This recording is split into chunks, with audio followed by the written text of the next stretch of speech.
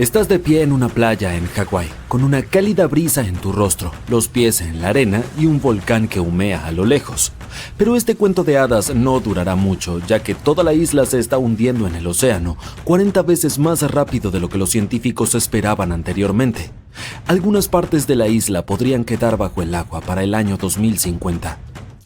Para entender por qué está ocurriendo todo, tenemos que retroceder en el tiempo millones de años atrás para ver dónde comenzó todo, en lo profundo del Océano Pacífico. A diferencia de la mayoría de los volcanes que suelen formarse a lo largo de los bordes de las placas tectónicas, las islas hawaianas surgieron justo en medio de una de ellas. Eso se debe a algo que los geólogos llaman un punto caliente. El manto terrestre es como una gigantesca olla de estofado espeso y burbujeante. En algunos lugares, el calor se acumula con tanta intensidad que la roca fundida, el magma, atraviesa directamente la corteza de la Tierra.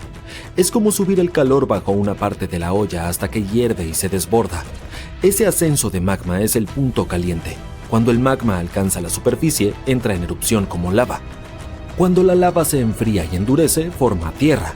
Cuando se acumula lo suficiente durante miles o incluso millones de años, crea una isla. El punto caliente no se mueve y permanece enraizado en lo profundo del manto, pero la placa del Pacífico, el enorme pedazo de corteza terrestre sobre el que se asienta Hawái, siempre se desplaza lentamente hacia el noroeste. Así que cada pocos millones de años un nuevo volcán se forma sobre el punto caliente y el antiguo es llevado lejos. Gracias a todo esto se formó una cadena de islas, cada una un poco más vieja y desgastada que la anterior. Si observas un mapa, puedes seguir este rastro volcánico a través del Pacífico.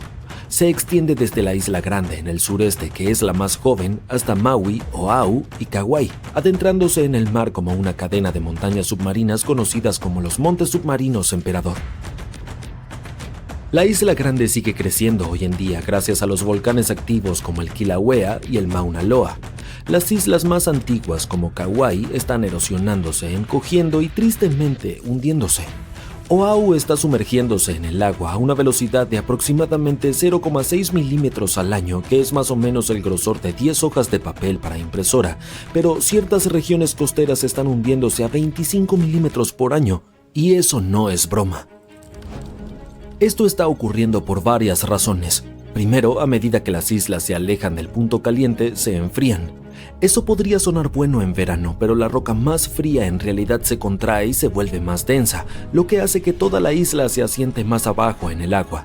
La erosión reduce gradualmente el tamaño de las islas, y a menos que haya más actividad volcánica o que el nivel del mar descienda, la isla se sumerge bajo la superficie del océano en algún momento. En segundo lugar, está el peso de las islas mismas. Están formadas de roca sólida y lava, miles de millas cúbicas de estos materiales. Con el tiempo, su propia masa las empuja lentamente hacia abajo en el manto subyacente, que es blando. Y tercero está la actividad humana. Las primeras personas que se asentaron aquí fueron navegantes polinesios hace aproximadamente 1000 a 1200 años.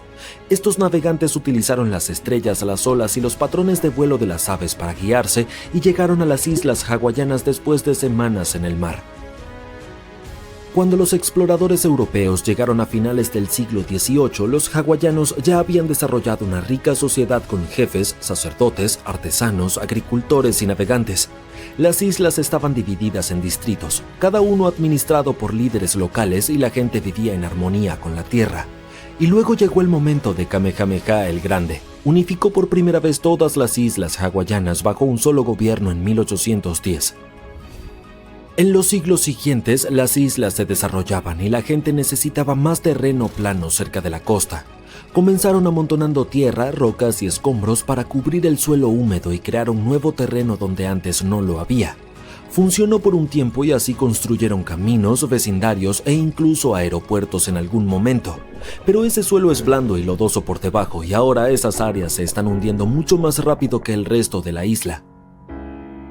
Un nuevo estudio dice que en algunas partes de Hawái, esta combinación de factores podría aumentar el riesgo de inundaciones en más del 50% para el año 2050. Esto podría obligar a las comunidades a prepararse para futuras inundaciones 50 años antes de lo que originalmente pensaban. Para el año 2080 se espera que las inundaciones afecten a Waikiki, el centro de Honolulu e incluso el aeropuerto internacional local con mucha más frecuencia. Eso podría causar serios problemas para la vida cotidiana. El turismo de Hawái, los edificios frente al mar y los ecosistemas naturales podrían estar en completo caos. Solo en Oahu, más de 12.900 millones de dólares en infraestructura están en peligro debido a las inundaciones y los daños relacionados. Eso incluye carreteras, hoteles, casas y mucho más. Los científicos a cargo del estudio esperan que su trabajo realmente pueda ser útil. Quieren que los líderes locales utilicen estos nuevos datos para tomar decisiones inteligentes que reduzcan futuros daños y mantengan a las personas seguras. Podría ayudarles a determinar cuán grave puede ser una inundación, cuán resistentes deben ser los edificios y las carreteras, y cómo diseñar comunidades que puedan sobrevivir ante grandes cambios. Hawái no es el único lugar en el mundo que se está hundiendo por su propio peso. El peso de todos los edificios en la ciudad de Nueva York literalmente le está presionando hacia la tierra. Son más de 762.000 millones de kilogramos de rascacielos, apartamentos, torres y puentes. Esa es suficiente presión para hacer que la tierra debajo de la ciudad se hunda hasta 2 milímetros por año. Puede que no parezca mucho, pero se acumula rápidamente y en algunos lugares el hundimiento está ocurriendo aún más rápido. Los científicos llaman a este lento desplazamiento hacia abajo subsidencia. Para entender todo esto, los investigadores utilizaron datos satelitales para examinar el peso de la ciudad y la rapidez con la que el suelo se está moviendo. Resulta que no son solo los edificios asentándose sobre roca sólida. Algunas partes de la ciudad fueron construidas sobre materiales blandos como antiguos humedales, sedimentos suaves o rellenos artificiales igual que en Hawái. Pero incluso las áreas construidas en terrenos más firmes no están a salvo. El estudio encontró que las capas ricas en arcilla profundamente subterráneas pueden seguir comprimiéndose con lentitud con el tiempo bajo el peso de edificios pesados. Este proceso se llama asentamiento secundario y puede seguir ocurriendo durante décadas o incluso siglos. Pues aunque parezca que todo está bien en la superficie, el suelo debajo podría estar cediendo. Los científicos detrás de la investigación dicen que esto no es solo un problema de Nueva York. Las ciudades de todo el mundo están expandiéndose rápidamente y la mayor parte de ese crecimiento está ocurriendo a lo largo de las costas. Yakarta, la capital de Indonesia, es una de las ciudades que se están hundiendo más rápidamente en el mundo. Además, tiene alrededor de 10 millones y medio de personas viviendo allí y aproximadamente 30 millones en el área metropolitana más amplia. Los expertos dicen que para 2030 algunas partes de la ciudad podrían estar tan frecuentemente inundadas o tan gravemente afectadas que toda esta gente ya no podrá vivir allí más. Yakarta se construyó sobre un terreno pantanoso. Está justo al lado del mar de Java y tiene 13 ríos que la atraviesan, así que las inundaciones siempre han sido parte de la vida allí, pero han empeorado. Algunos científicos dicen que para el 2050, alrededor del 95% del norte de Yakarta podría estar bajo el agua, y esto ya está ocurriendo. En los últimos 10 años, el norte de Yakarta se hundió más de 2,5 metros, y en algunos lugares todavía se está hundiendo hasta casi 25 centímetros cada año. Eso es más del doble de lo que otras grandes ciudades costeras están experimentando. En promedio, Yakarta se hunde entre 1 y 15 centímetros cada año, y ahora casi la mitad de la ciudad ya se encuentra por debajo del nivel del mar. Así que Indonesia encontró una solución original a este problema. Estás relajándote en Hawái, en la isla de Oahu. Un amigo te llama. Hola, yo también estoy aquí.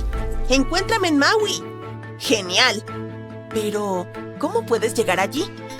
Tu primer pensamiento probablemente sea tomar un ferry.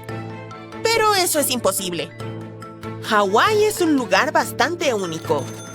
Es el estado más caro para vivir. Tiene su propio idioma oficial además del inglés y es el único estado estadounidense compuesto enteramente por islas. Hawái tiene un total de 137 islas. 8 son las principales, pero solo 6 están abiertas a los turistas. Y la distancia entre estas probablemente sea mayor de lo que uno esperaría. Por ejemplo, la distancia entre Oahu y la Isla Grande es de alrededor de 298 kilómetros, que es aproximadamente la misma distancia que hay de Chicago a Indianápolis. Podrías sorprenderte al saber que no puedes hacer ese viaje en barco. De hecho, el único sistema de ferries que realmente transporta pasajeros en Hawái opera entre Maui y Lanai. Eso es todo. Así que tu única opción para viajar entre islas es en avión. Honestamente, es un poco sorprendente, en especial si se considera cuántas personas visitan Hawái cada año. El turismo prácticamente impulsa su economía.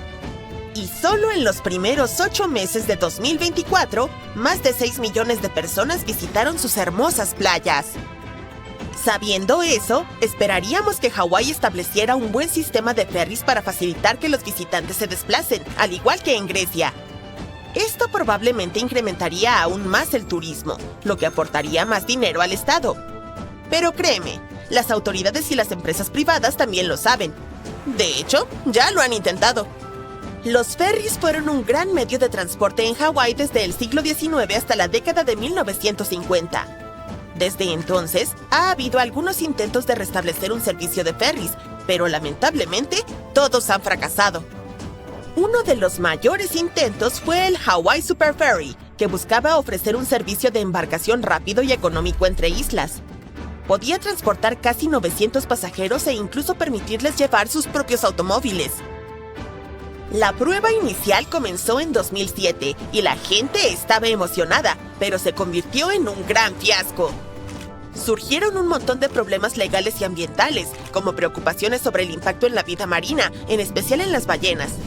Los tribunales decidieron que el ferry no había pasado por las revisiones ambientales adecuadas, y eso causó muchos problemas. Para 2009, después de montones de protestas y contratiempos, tuvieron que cerrarlo. Si surge un proyecto como este de nuevo, probablemente fracasará una vez más. Y hay algunas razones por las cuales es casi imposible establecer un sistema de transbordador regular allí. Comencemos hablando sobre las aguas agitadas de Hawái. Son profundas y salvajes. Toma como ejemplo el canal Alenuihaha. Es un tramo de 48,3 kilómetros que separa Maui de la Isla Grande. Su nombre significa Canal de las Grandes Olas que Rompen y hace honor a su nombre. Tiene más de 1,820 metros de profundidad, lo que lo convierte en uno de los tramos de agua más peligrosos del mundo. Además, el viento allí es extremadamente fuerte, el más veloz en las aguas costeras de Hawái. Pero no es más fácil en el resto del archipiélago. Toda la región es golpeada por tormentas del Pacífico hacia el norte, lo que envía grandes olas que chocan contra las islas y hace que las aguas sean agitadas e impredecibles. Las marejadas pueden venir de 3, 4 o incluso más direcciones. Esto hace que el mar se sienta realmente revuelto. Alguien que no esté acostumbrado a tomar ferries definitivamente encontraría eso, bueno, incómodo, por decirlo menos. Para enfrentar mares agitados como estos, los transbordadores tienen que ser realmente grandes y fuertes. Sin embargo, eso también los hace más caros y difíciles de operar que los de lugares como Alaska o el estado de Washington. Otra razón por la que es tan difícil establecer este sistema hoy en día tiene que ver con la vida marina. Un barco grande que se mueve a través de aguas poco profundas al atracar podría dañar gravemente el ecosistema local. Además, está el problema de que las rutas marítimas también son los caminos de migración de muchos animales marinos, como las ballenas jorobadas y los delfines giradores. No hay que olvidar que los servicios de ferry pueden facilitar la propagación de plantas y animales dañinos, lo que los expertos llaman especies invasoras. Verás, el ecosistema de Hawái es sumamente único porque ha estado aislado en medio del Pacífico. Cuando hablamos de plantas y animales nativos de Hawái, nos referimos a que llegaron allí por su cuenta, sin intervención humana. Lo hicieron con la ayuda de las olas, el viento o incluso aves que volaban sobre ellos. Pero eventos como estos son sumamente raros, por lo que durante más de 70 millones de años, sus plantas y animales no tuvieron que lidiar con competencia externa. Eso los hizo realmente frágiles. Entonces, llevar nuevas especies puede ser un gran problema, porque podrían terminar dañando el medio ambiente. Hawái ya ha estado luchando contra especies invasoras como las hormigas de fuego, las ranas coquí y la miconia, una planta de rápido crecimiento de Sudamérica que invade los bosques nativos. La gente allí se preocupa de que los ferries, que transportan coches y carga entre las islas, puedan propagar accidentalmente aún más a estos invasores. Como mencionamos al principio del video, las largas distancias entre sus tierras tampoco ayudan mucho. Por ejemplo, viajar en barco desde Oahu hasta la Isla Grande de Hawái te tomaría alrededor de 30 horas, y eso sin hacer paradas. El mismo viaje en avión dura alrededor de 50 minutos. Los transbordadores que cubren largas distancias son mucho más caros. Por lo tanto, necesitan una demanda mucho mayor para hacerlos rentables. Además, el Estado realmente no tiene la infraestructura, como suficientes puertos y terminales, para apoyar las operaciones, así que establecer nuevas rutas prácticamente no es viable. Los aviones, por otro lado, son otra historia. La industria de los viajes aéreos en Hawái ya está bien establecida y es muy competitiva. Eso significa que volar sigue siendo la opción más práctica en Hawái. Los aviones son rápidos, no te marean y son bastante asequibles. Generalmente cuesta alrededor de $100 un viaje de ida y vuelta. Bien, pero ¿qué piensan los locales sobre todo esto? Bueno, aparentemente no hay una gran demanda para que los residentes se trasladen entre las islas con tanta frecuencia. Oahu es la isla más concurrida de Hawái, con aproximadamente el 70% de la población del estado viviendo allí. Es donde se encuentra Honolulu, la capital, y donde se lleva a cabo la mayor parte de los negocios del estado. Así que las personas de las otras islas suelen ir por una cita médica específica o para asistir a un gran concierto. Y eso podría suceder 1 o 2 veces al año, no más que eso. Entonces, incluso si las personas pudieran elegir entre tomar un ferry o un avión para estas ocasiones especiales, la mayoría probablemente seguiría prefiriendo volar. Hay muchas opciones entre los aeropuertos principales de la isla. Por lo general, los aviones comienzan a volar alrededor de las 5 de la mañana y hay vuelos disponibles cada hora hasta el último, que suele ser a las 9 de la noche. Si has estado soñando con visitar este lugar paradisíaco, pero te preocupa gastar demasiado en boletos de avión, tengo algunos consejos para ti. Primero, ten en cuenta que visitar todas las islas principales en 5 días o menos es muy ambicioso. Por lo tanto, si no tienes mucho tiempo para estar allí, piensa en tus prioridades. Cada una de las 6 islas abiertas al turismo tiene su propio ambiente y actividades. Pero no necesitas visitarlas todas en un solo viaje y puedes ahorrar algo de dinero limitándote a menos de ellas. Aún puedes explorar la diversidad de las islas eligiendo 2 que ofrezcan un buen contraste entre sí. Por ejemplo, mientras Oahu tiene esa energía vibrante de ciudad, Kauai posee un ambiente mucho más.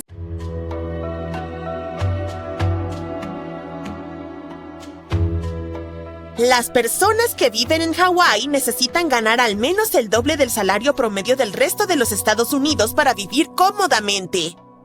Aquellos que no están dispuestos a pagar $5 por un galón de leche tienen que buscar la felicidad en otro lugar, y año tras año, el estado alcanza las primeras posiciones en la clasificación de pérdida de población. Mientras la clase media local se va, Hawái se está convirtiendo en un paraíso para los multimillonarios. Tan solo 37 de ellos ya poseen el 11% de toda la tierra privada en el estado de Aloha.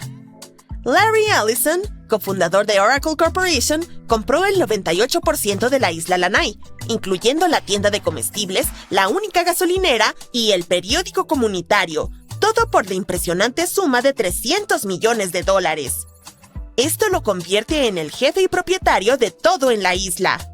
Mark Zuckerberg, el fundador y director de Meta, está construyendo un enorme complejo en Kauai con más de una docena de edificios, al menos 30 habitaciones y baños, un túnel que conduce a un búnker subterráneo de 460 metros cuadrados y 11 casas en los árboles conectadas por intrincados puentes colgantes. Los residentes locales con derechos ancestrales sobre esta tierra perdieron en el tribunal y tuvieron que subastarla. El magnate malayo Kwek Leng Chan posee 1/3 de la isla de Molokai a través de su imperio empresarial. Por supuesto, estas y algunas de las otras personas más ricas del mundo crean nuevos empleos e invierten en proyectos de desarrollo en las islas. Sin embargo, casi 2/3 de los habitantes creen que su estado está siendo administrado para los turistas a expensas de los residentes. Muchas personas famosas prefieren vivir en Wailea y Makena en Maui, porque es un lugar tranquilo que les proporciona la privacidad que desean. Oprah Winfrey tiene una gran casa en las colinas del lugar. Jeff Bezos, el fundador de Amazon, compró una enorme casa cerca de la bahía de la Perouse por $78 millones. Otras personas famosas que viven en Maui incluyen a Clint Eastwood, Mick Fleetwood, Jim Carrey y Alice Cooper. Cuando visitas Maui, puedes ver una exhibición especial del Salón de la Fama en el aeropuerto que muestra a esos famosos. Se supone que celebra sus lazos con la isla, pero los habitantes sienten que solo resalta la enorme brecha que hay entre los nuevos residentes súper ricos y los lugareños que apenas pueden darse el lujo de vivir allí. A medida que las personas ricas y famosas siguen comprando propiedades en Hawái, los precios de las viviendas continúan aumentando. Es más caro comprar una casa aquí que en Washington, D.C. o en California. Parte de la razón de los precios tan altos se debe a cómo está formada la Tierra. Hawái es más grande de lo que mucha gente piensa, pero está compuesta por muchas islas separadas que están muy distantes entre sí. Aunque las islas son grandes, no toda la tierra puede ser utilizada para construir casas o vecindarios. A diferencia de gran parte de Estados Unidos, que cuenta con muchas tierras planas y colinas suaves, gran parte de Hawái está compuesta por montañas empinadas, rocosas y un terreno accidentado. Este tipo de suelo es muy difícil para la construcción y para habitar. Debido a esto, la mayoría de las personas de Hawái, alrededor de 1 millón, viven en una isla llamada Oahu. Las otras islas, como la Isla Grande, tienen muchos menos habitantes. No hay suficiente tierra para todos, y eso dificulta que las personas que han residido en Hawái toda su vida puedan costear un lugar para vivir.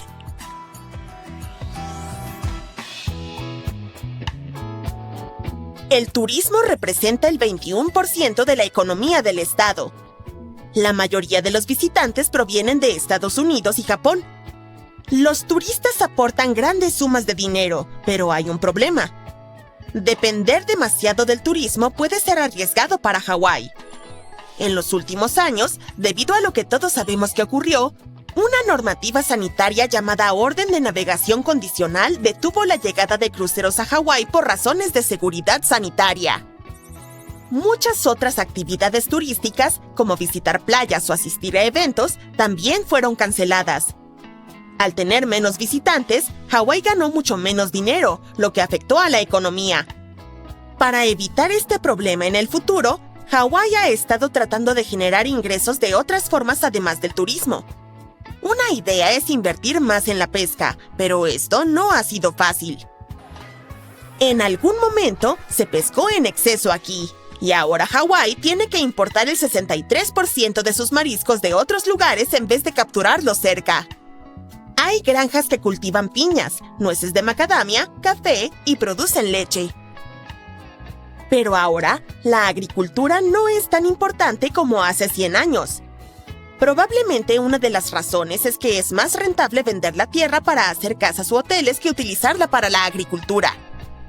Este cambio hizo que Hawái dependiera aún más del turismo, y vivir en el estado de Aloha se ha convertido en algo muy costoso. Honolulu es la 7ª ciudad más cara para vivir en los Estados Unidos. Una familia de 4 personas gasta alrededor de $8,000 al mes aquí, y un adulto solo tendrá que pagar, en promedio, $2,500.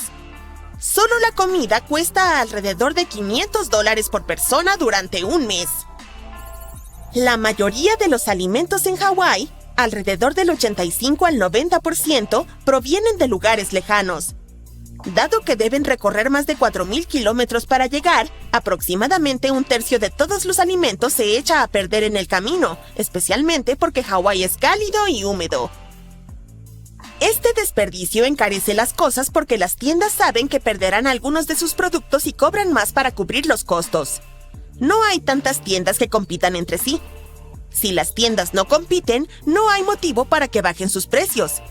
Además, tienen que pagar mucho por cosas como el alquiler y la electricidad, por lo que aumentan sus precios para compensar. Hablando de electricidad, una factura promedio es de alrededor de $200, casi un 90% más alto que el promedio nacional. Sí, el estado de Aloha tiene los costos de energía más altos del país. Y quizás por eso la gente de Hawái usa la menor cantidad de electricidad en comparación con otros estados, pero sus facturas siguen siendo mucho más altas. La razón principal es el precio por unidad de electricidad, llamada kilovatio hora. Una unidad de electricidad cuesta casi 40 centavos. Para comparar, Utah tiene la tarifa más barata con solo 10 centavos. Es tan caro en Hawái porque la mayor parte de la electricidad proviene del petróleo, y ese petróleo tiene que ser enviado a las islas. Como Hawái depende tanto del petróleo, los costos de energía suben y bajan con los precios del petróleo. Para colmo, el impuesto sobre la renta es uno de los más altos del país.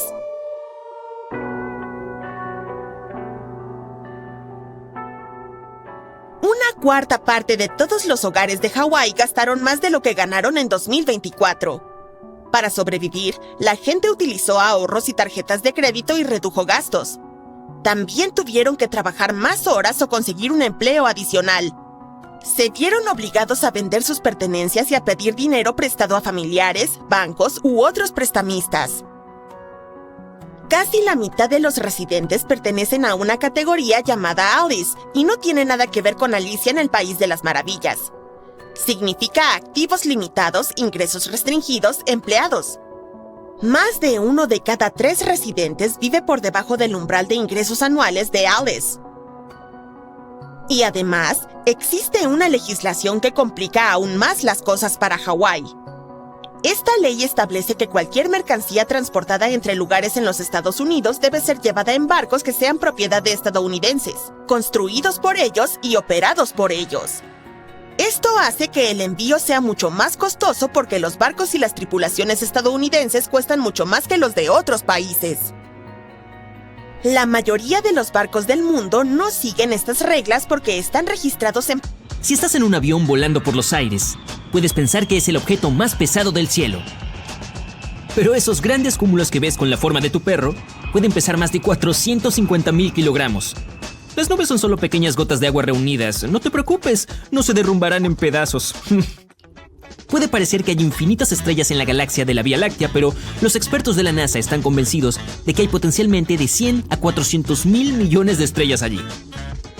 Hay cerca de 3 billones de árboles en el mundo y cerca de 400,000 especies de plantas. De todas esas plantas, entre 80,000 y 300,000 son comestibles. Pero solo unas 200 de esas plantas llegan a diferentes cocinas. Si estás de pie en Alaska, puedes esperar que Hawái se acerque lentamente a ti. Puede que no lo sientas, pero las placas tectónicas siempre se mueven al mismo ritmo que el crecimiento de tus uñas. Hawái se mueve 7.5 centímetros cada año porque la placa del Pacífico siempre está empujando hacia el norte. Y las abejas zumban con 4 alas en lugar de 2. Las 2 alas que normalmente ves se convierten en una sola cuando vuelan, pero cuando aterrizan y se relajan, se desenganchan de nuevo y vuelven a ser 4 alas. Incluso tienen una red de cadena invisible por donde vuelan para ir de flor en flor. Y las abejas pueden volar más alto que el monte Everest, que tiene casi 9,000 metros de altura. Los huracanes no pueden cruzar el Ecuador debido a algo llamado efecto Coriolis, que también es responsable de muchas megatormentas. Las presiones bajas en el hemisferio norte giran en sentido antihorario. En el hemisferio sur van en el sentido de las agujas del reloj. Entonces, si un huracán pasa por el Ecuador, no podrá girar. El ácido dentro de tu estómago es tan fuerte que puede derretir el acero inoxidable. El ácido en tu interior tiene un pH de 2 a 3 y no derrite el interior gracias al revestimiento del estómago que secreta una sustancia química para equilibrarlo. Tu cuerpo reemplaza este revestimiento cada 4 días aproximadamente. Los búhos tienen algo así como tubos oculares en lugar de globos oculares. Los humanos pueden girar la cabeza en un ángulo de 180 grados y pueden girar los ojos en múltiples direcciones. Los búhos no mueven sus ojos libremente como nosotros, pero lo compensan girando la cabeza a 270 grados. Pueden ver muy bien de noche. Ok, camaleón, lo entendemos. Puedes mover los ojos de forma independiente en todas las direcciones. Ahí está tu minuto de atención. Ahora no me mires. Si te encuentras en el espacio exterior en un planeta de nuestro sistema solar, es probable que estés nadando en diamantes. Las atmósferas de planetas como Júpiter y Saturno tienen altas presiones que pueden cristalizar átomos de carbono y crear diamantes. Los científicos incluso afirman que todo ese brillo helado hace llover hasta 900,000 kilogramos al año en Saturno. El Sol seguirá volviéndose más brillante y más caliente y eventualmente evaporará los océanos, haciendo que la Tierra sea como un horno similar a Venus. Y nuestra Vía Láctea está en curso hacia una colisión con la galaxia de Andrómeda. Estrellas, asteroides, planetas y lunas se estrellarán entre sí y destruirán todo. Por supuesto, algo como esto no sucede de la noche a la mañana, pero eventualmente las dos galaxias se combinarán en una sola galaxia mega agrupada. Sin embargo, esto no sucederá hasta dentro de miles de millones de años y yo no estaré por aquí, espero. Los loris lentos con sus ojos saltones pueden ser lindos, pero son los únicos primates venenosos en el reino animal. Obtienen veneno de una glándula debajo de la axila antes de morder a un depredador. Desafortunadamente, su número está disminuyendo en la naturaleza. Los bosques y las selvas no son los únicos responsables de producir la mayor parte de oxígeno que respiras.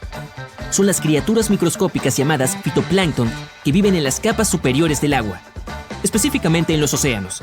Al igual que las plantas, también utilizan la fotosíntesis para convertir la luz solar en oxígeno. Son tantas que aportan del 50 al 85% de todo el oxígeno del planeta. Plutón fue descubierto en 1930 y hasta ahora ni siquiera ha realizado una rotación completa alrededor del Sol. Tarda 248 años en hacer una órbita completa, lo que significa que Plutón celebrará con fuegos artificiales y cuenta atrás en el año 2178. Ha habido casos en los que la nieve cubría los paisajes arenosos del desierto del Sahara, y ni siquiera es el desierto más grande de la Tierra. El ganador de esa categoría es para el desierto polar antártico. En lugar de arena, está hecho de agua helada. Incluso el Sahara recibe más precipitaciones que el desierto antártico. En 1933, el Double Eagle era una moneda valorada en $20. Solo algunas de ellas fueron liberadas, pero la tendencia nunca se estableció, por lo que se recuperó la moneda. Algunos la conservaron, pero la mayoría fueron destruidas. En 2002, alguien compró una de estas monedas en una subasta por $7.500.000, convirtiéndola en la moneda más cara jamás vendida en una subasta. Los canguros tienen algo similar a un resorte en sus piernas que los hace saltar, pero les es imposible hacerlo sin sus colas que actúan como contrapeso. Estas tolvas pueden rebotar a una velocidad de cerca de 25 km por hora, y los canguros no pueden saltar hacia atrás. Tu bocadillo de verano favorito fue inventado por accidente por un niño de 11 años en 1905. Frank Epperson accidentalmente dejó soda en polvo y agua con un palo de madera durante la noche y se quedó rígida. Al principio lo llamó Epsicle, pero el helado se quedó y ahora vienen en muchos sabores increíbles. El animal más grande de la Tierra pesa como 33 elefantes.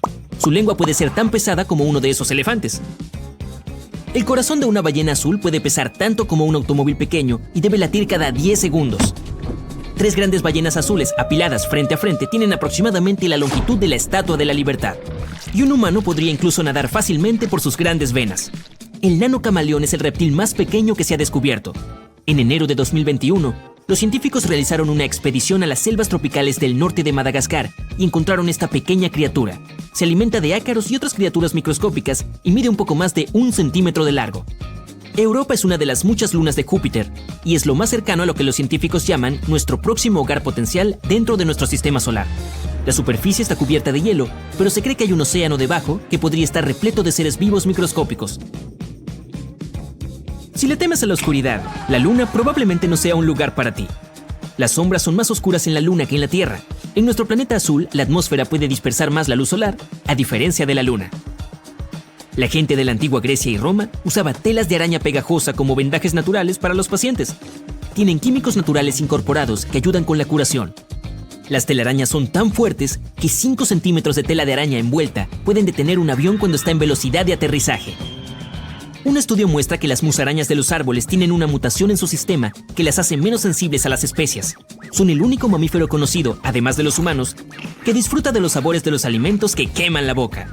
Hicieron un experimento con un grupo de otros mamíferos y descubrieron que mientras los mamíferos evitaban la comida picante, las musarañas de los árboles la devoraban sin pensar. Y los delfines son las criaturas más inteligentes del mundo, en parte porque pueden dormir mientras están despiertos. Cuando duermen, sus cerebros tienen que estar parcialmente en guardia ante los depredadores que acechan en el agua. Y cuando el calor aumenta en un incendio, el aire a su alrededor se apresura a reemplazarlo, lo que hace que se forme una columna giratoria y así nacen los tornados de fuego o los remolinos de fuego. Los pulpos pueden ser raros de detectar, ya que se camuflan muy bien, pero pueden poner más de 55,000 huevos. La madre pasará los próximos 6 meses cuidándolos, y una vez que nazcan, pueden tener el tamaño de solo un grano de arroz. La próxima vez que abraces a tu gato, mira sus patas traseras y cuenta cuántos dedos tiene. Hay 5 dedos en cada una de sus patas delanteras, pero solo 4 en sus patas traseras. Los científicos creen que les ayuda a correr más rápido o escapar después de conspirar contra ti. Los chow chows y algunas otras razas de perros tienen lenguas de color púrpura azulado. Las jirafas también tienen lenguas de un color similar, excepto que las de ellas miden cerca de 50 centímetros de largo y las usan para agarrar hojas de ramas altas. La próxima vez que visites la Torre Eiffel, toma una foto en verano e invierno. Si tienes una vista superbiónica, notarás que en el verano las temperaturas más altas pueden hacer que la torre crezca 15 centímetros. Bueno, cualquier vista de la Torre Eiffel es fantástica. ¿La Gran Manzana se está volviendo demasiado pesada para su propio bien? Un estudio reciente reveló que la ciudad de Nueva York está descendiendo, y todo por culpa de sus altísimos rascacielos. Al parecer, todo esto se llama hundimiento, que es cuando la superficie de la Tierra se asienta poco a poco o se hunde de repente. El desplazamiento de los sedimentos blandos y el peso de la propia ciudad son los culpables de esta sensación. Ahora, no te alarmes demasiado. Según el estudio, Nueva York se hunde a un ritmo de entre 1 y 2 milímetros al año. Claro, eso no parece mucho, pero hay partes de la ciudad que se están hundiendo incluso más rápido que eso. Esto podría causar algunos problemas a la ciudad, sobre todo porque ya es bastante baja y alberga a más de 8 millones de personas.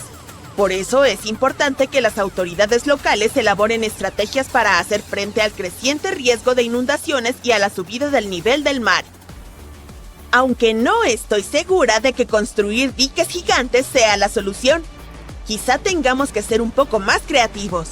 Los geólogos quieren asegurarse de que todos somos conscientes de que construir más rascacielos cerca de la costa, los ríos o los lagos podría contribuir a aumentar el riesgo de inundaciones en el futuro.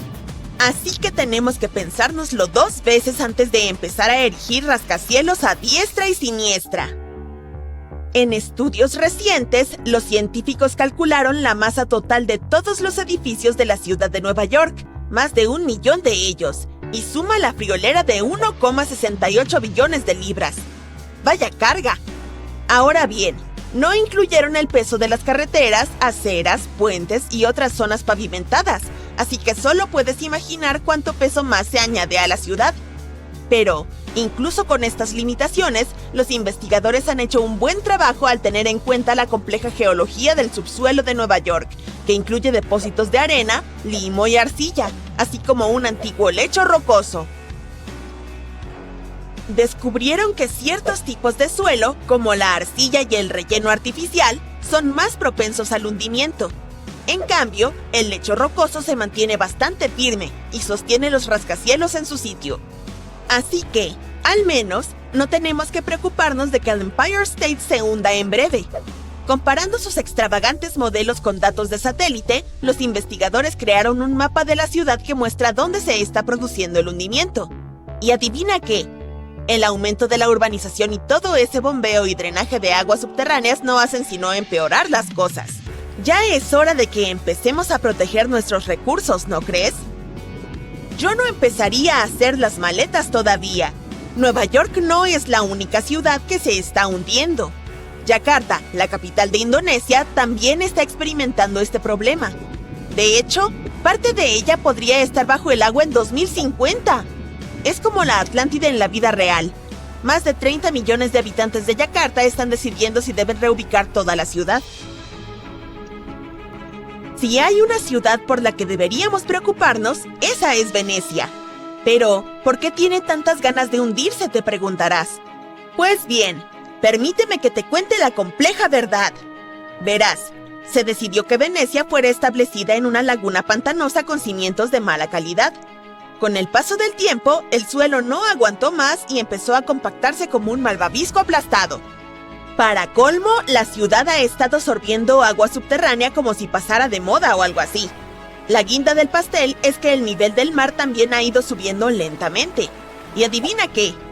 Las escurridizas placas tectónicas se ríen empujando la placa del Adriático bajo los Apeninos, lo que da a Venecia un empujón extra hacia abajo. Alguien tuvo la brillante idea de detener el bombeo de aguas subterráneas, pensando que así se podría detener los tejemanejes del hundimiento. Pero, ¡agárrate a la góndola!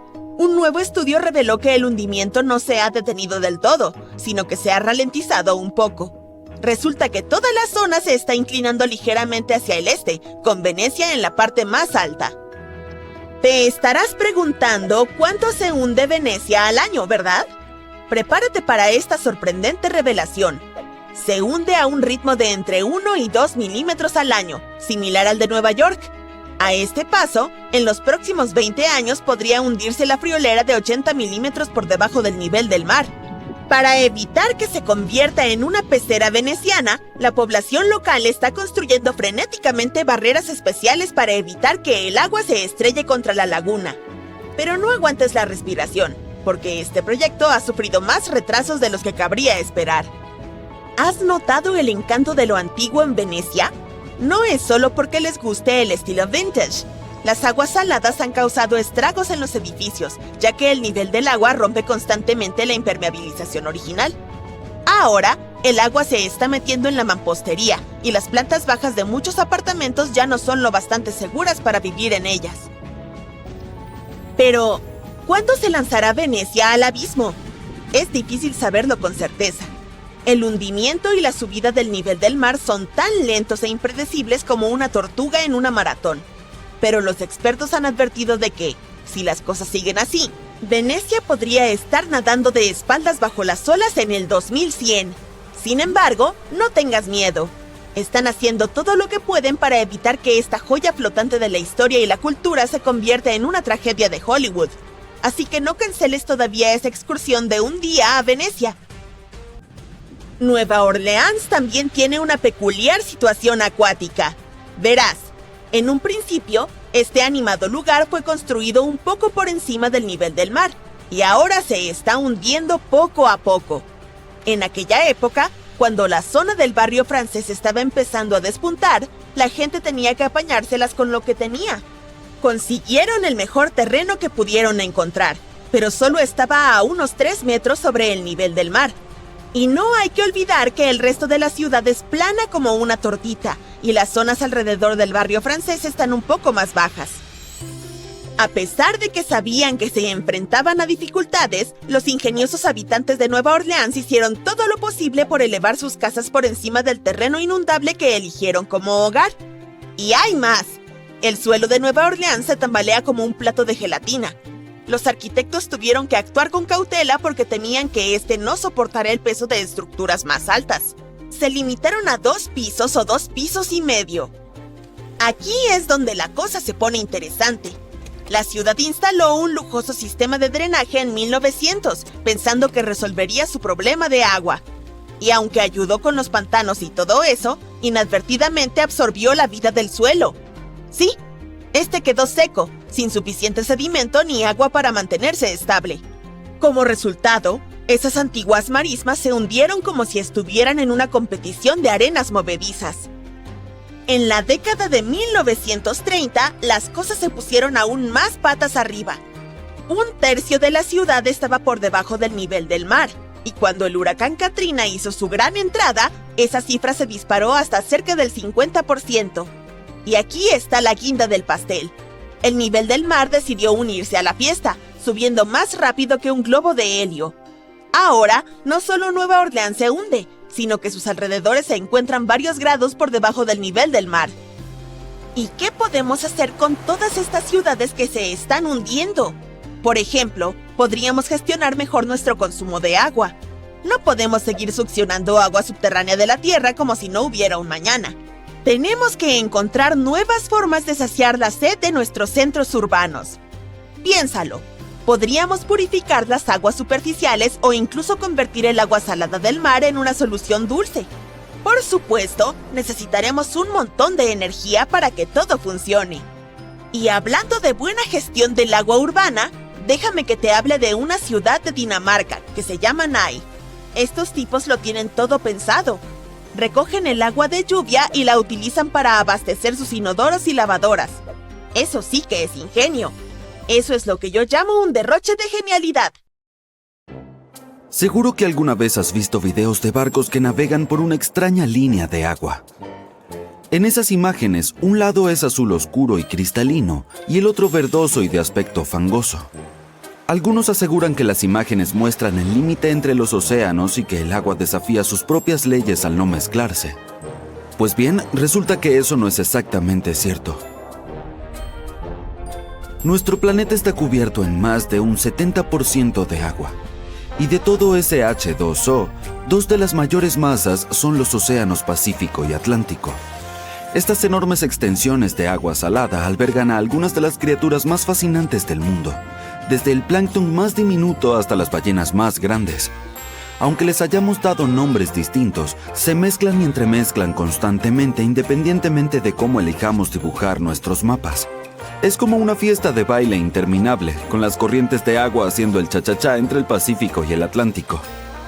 Así que no nos dejemos engañar por las fronteras imaginarias que trazamos en los mapas. Estos océanos están siempre en movimiento y conectados. El Océano Pacífico se lleva el premio por ser el más grande y profundo del planeta. Es aún más profundo que el Gran Cañón. El Océano Atlántico ocupa el segundo lugar, pero el tamaño no lo es todo, ¿verdad? Cada uno de estos océanos tiene sus propias características. Por ejemplo, ¿sabías que la salina del Atlántico es mayor que la de los océanos Pacífico e Índico? ¿O que las aguas del Mar Rojo y del Mediterráneo son aún más saladas? Se debe a que las aguas de menor salinidad de las profundidades marinas no pueden fluir fácilmente, y el agua se evapora más rápido de lo que las precipitaciones pueden reemplazarla. Es como si el océano tuviera sus propias preferencias de condimento. ¿Quién lo diría? Hablemos ahora de un pequeño lugar llamado Cabo de Hornos. Si lo miras en un mapa, tendrás que desplazarte hacia Sudamérica. También es donde los océanos Pacífico y Atlántico se juntan para jugar. Aquí también se encuentra una poderosa corriente que transporta enormes cantidades de agua de oeste a este, del Pacífico al Atlántico. Pero déjame decirte que viajar alrededor del Cabo de Hornos no es ninguna broma. Es una travesía turbulenta y peligrosa y muchos valientes marineros se han perdido intentando llevarla a cabo. Ahora sí hablemos del océano bicolor. ¿Sabes a lo que me refiero, verdad? Cuando dos tipos de agua de distinto color parecen coexistir. Pues siento decírtelo, pero no es ahí donde chocan los océanos Pacífico y Atlántico.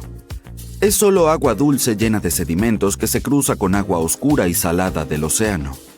Es muy probable que lo que capta el video se haya registrado en algún lugar del Golfo de Alaska.